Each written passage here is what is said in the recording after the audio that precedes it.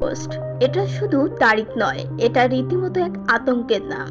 পলাতক আওয়ামী লীগ আবারও ফিরতে চায় সেই আগের রাস্তায়। এবার ঢাকাকে বানাতে চায় যুদ্ধক্ষেত্র। ঢাকা, দিল্লি, কলকাতা এই তিন শহরে সেই একই পরিকল্পনা। গেরিলা স্টাইলে হামলার জন্য চলছে তার ট্রেনিং। ভয়ঙ্কর তথ্য হলো, এই প্রশিক্ষণ দিচ্ছে সেনাবাহিনীর এক কর্মকর্তা। মেজর সাদিক, সেনাবাহিনীর এক কর্মকর্তা।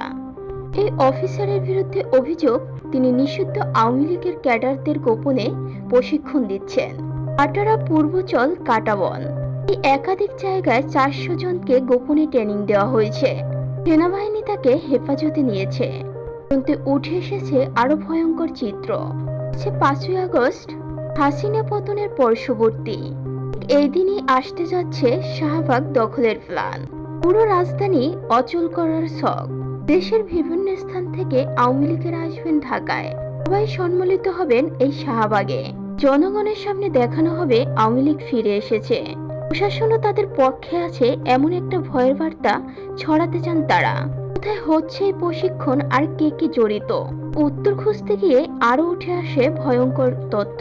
কিছু অবসরপ্রাপ্ত কর্মকর্তা কর্মচারীরাও এই ষড়যন্ত্রে জড়িত।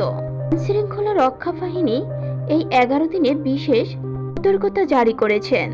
ঢাকা, চট্টগ্রাম, খুলনা সব বড় শহরগুলোতে চলছে অভিযান। গ্রেপ্তার করা নেতাকর্মীরাই খুলে বলেছেন এই পরিকল্পনার ছক। তারা শাহবাগ থেকে গোটা দেশকে অচল করার পরিকল্পনা করেছিল। পলাতক আওয়ামী লীগ আজও থেমে নেই।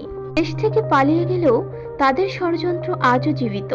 তারা একের পর এক গোপনে বৈঠক করেই যাচ্ছেন।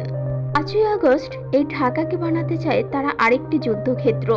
নেটিজেনরা বলছেন, ইতিহাসকে আবার রক্তাক্ত হতে দেওয়া যাবে না। এদেশ কারো পারিবারিক সম্পত্তি নয়, এটা হলো জনগণের বাংলাদেশ।